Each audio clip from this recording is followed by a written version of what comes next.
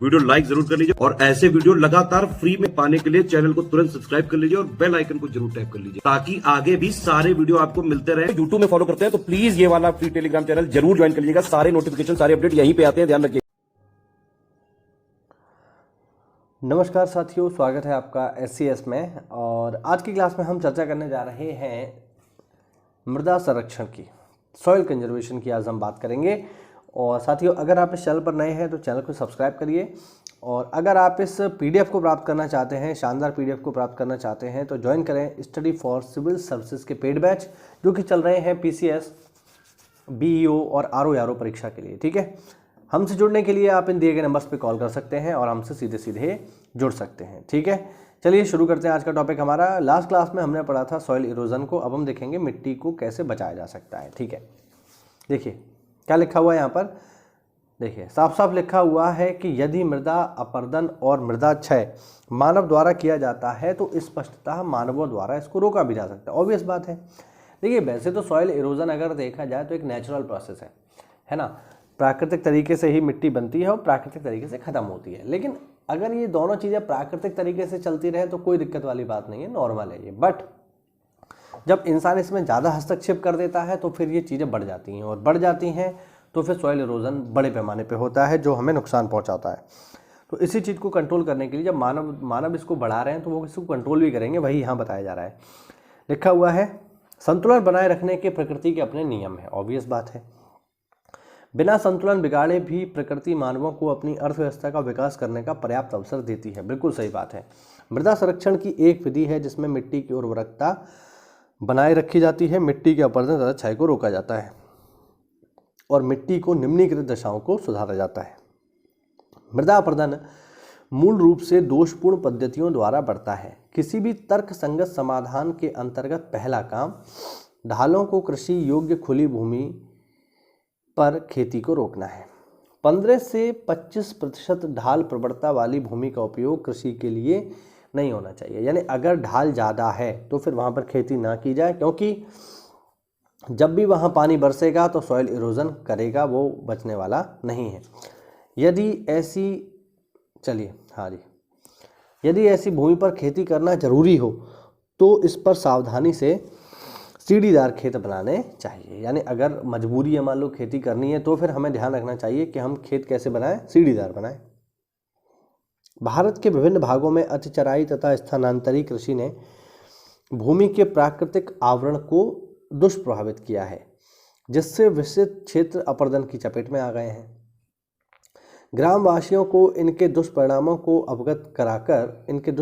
से अवगत कराकर इन्हें नियंत्रित करना चाहिए। गांव वाले इसमें क्या कर सकते हैं, अतिचराई तथा जो झूम कृषि है, जिसको हम स्थानांतरित कृषि भी बोलते हैं, उसको कंट्रोल किया जा सकता है। अतिचराई में देखिए क्या होता है, जैसे कोई भी मान लीजिए कोई भी घास का मैदान है, ठीक है ना। अब घास के मैदान की एक क्षमता है, ठीक है।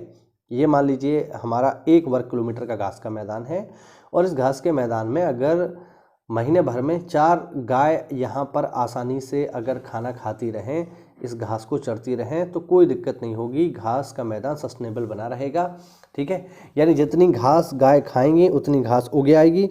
इससे ना तो गायों को कोई नुकसान है, ना ही घास की संख्या बढ़ेगी, घास के मैदान में चीज़ें बैलेंस बनी रहेंगी। अब क्या है, अब आप इसमें घुसा दो 40 गाय, तो 40 गाय अगर आप इसमें घुसा देंगे तो फिर ये घास के मैदान को ख़त्म कर देगी ना, क्योंकि इसके ख़त्म होने की जो घास के ख़त्म होने की दर है वो ज़्यादा हो जाएगी और बनने की दर कम हो जाएगी, जिससे ये प्रॉब्लम खड़ी हो जाएगी, है ना। बात समझ रहे हैं। तो इसीलिए यहाँ पर हमें इस चीज़ को नहीं करना चाहिए, यही कहलाता है अतिचराई। फिर है स्थानांतरित कृषि, इसको भी देख लो। जैसे जो आदिवासी इलाके हैं वहाँ पर क्या होता है, खासकर नागालैंड में आप देखोगे, है ना। वैसे तो अलग अलग क्षेत्रों में झूम कृषि अलग अलग नामों से जानी जाती है बेसिकली, बट जो झूम कृषि की यहाँ पर बात है वो बेसिकली हम नागालैंड के लिए यहाँ पर इंडिकेट करते हैं। इसमें ऐसे क्या होता है कि मान लीजिए कोई जंगल का इलाका है, ये जंगल का इलाका है। अब यहाँ पर आदिवासी आए, आदिवासियों ने क्या किया, इस जंगल को काट डाला और काटने के बाद इसमें लगा दी आग, और आग लगाने के बाद यहाँ पर उन्होंने अपनी फसलें उपजा ली। ठीक है, अब चूँकि ये आदिवासी हैं तो इनकी जो कृषि होती है बहुत ही नेचुरल तरीके से होती है, बहुत ही प्राकृतिक तरीके से होती है, क्योंकि इनके पास कोई भी वैज्ञानिक उपकरण खाद वगैरह नहीं होती। तो ये क्या करते हैं, यहाँ पर 2 से 3 साल तक यहाँ पर ये खेती करेंगे। 2 से 3 सालों में ही क्या होगा, ये जो ज़मीन इन्होंने काट के साफ़ की थी, इसकी जो उत्पादकता है वो धीरे धीरे कम होने लगेगी और 2 से 3 साल में ही ये ज़मीन जो है उत्पादन करना बहुत कम कर देगी। ऐसी स्थिति में क्या होगा, ऐसी स्थिति में ये लोग क्या करेंगे, यहाँ से कहीं और चले जाएंगे और किसी और जंगल को काट करके वहाँ पर खेती शुरू करेंगे। अब अगर इसी तरीके से जंगल अगर कटता रहेगा और लोग खेती करते रहेंगे तो जंगल ही नहीं रहेगा, तो फिर कैसे काम होगा। एक चीज़ आप स्पष्ट कर लो कि आप ये मत सोचो कि खेत को मतलब जंगल को रिप्लेस करके हम अगर खेती कर लें तो भी तो हरियाली हो रही है ना, या उससे भी तो जो है मतलब पेड़ पौधे हमें दिख रहे हैं, हरियाली दिख रही है, तो क्यों ना हम जंगल को काट के जो है खेत लगा लें। ऐसा नहीं है, जंगल की कार्यप्रणाली अलग होती है, खेत की कार्यप्रणाली अलग है। जंगल का महत्व बहुत ज़्यादा है, वनों का महत्व बहुत ज़्यादा है, खेत कभी भी जंगल की जगह नहीं ले सकते। इस बात को सदैव ध्यान रखिएगा, काफ़ी महत्वपूर्ण चीज़ है ये, ठीक है।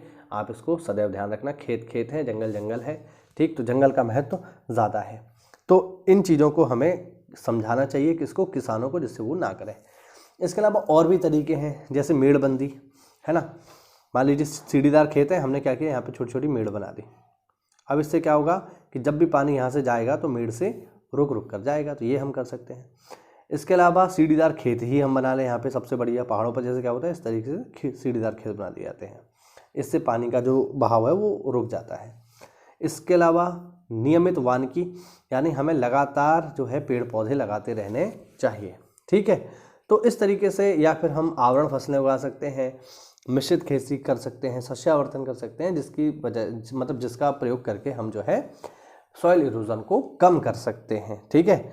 हाँ, अब रोक नहीं सकते ये भी समझ लो, रोक नहीं सकते। आप ये सोचो कि सॉइल इरोजन को रोक लो, नहीं, ये तो नेचुरल है, ये तो होगा ही होगा। तो आप इसको रोक नहीं सकते तो आप इसे बढ़ाइए मत, कहने का मतलब है ये, इसको बढ़ाइए मत और इसको कम करिए, क्योंकि अगर उपजाऊ मिट्टी चली जाएगी तो फिर खेती भी आप किस पे करोगे, ये प्रॉब्लम है ना। तो इन चीज़ों को आपको ध्यान रखना है। ये था हमारा एक छोटा सा टॉपिक जिसको आज हमने कवर किया, और इसमें हमने जाना कि मृदा संरक्षण किस तरीके से होता है। उम्मीद करता हूँ आपको कुछ नई जानकारी मिली होगी। तो ऐसा है तो वीडियो को लाइक करिए, चैनल को सब्सक्राइब करिए। मिलते हैं अगली क्लास में, तब तक के लिए जय हिंद, जय भारत, वंदे मातरम।